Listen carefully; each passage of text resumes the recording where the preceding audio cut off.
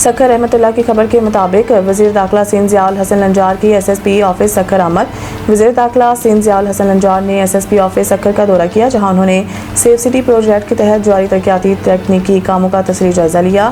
دورے کے دوران D I G Sukkur Larkana Nasir Aftab Pathan, S S P Sukkur Azhar Khan, S S P Ghotki Muhammad Anwar Khetran, A S P city captain Tahir Suhaib Amin سمیت دیگر افسران بھی وزیر داخلہ کے ہمراہ موجود تھے۔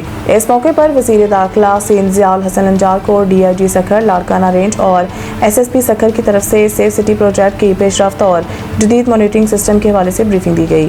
وزیر داخلہ سندھ نے سیف سٹی پروجیکٹ کو شہر میں امن و امان کی بہتری کے لیے اہم قرار دیتے ہوئے افسران کو ہدایت دی ہے کہ منصوبے کو مقررہ وقت میں مکمل کیا جائے اور جدید ٹیکنالوجی کو مؤثر استعمال کو یقینی بنایا جائے تاکہ جرائم کی روک تھام میں مزید بہتری لائی جا سکے اور عوام کی جان مال کے تحفظ کے لیے تمام دستیاب وسائل بروئے کار لائے جائیں۔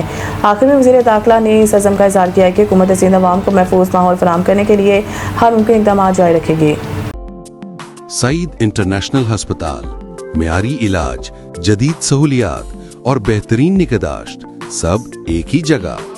سعید international hospital, modern, affordable, compassionate health care in the heart of G11 Islamabad.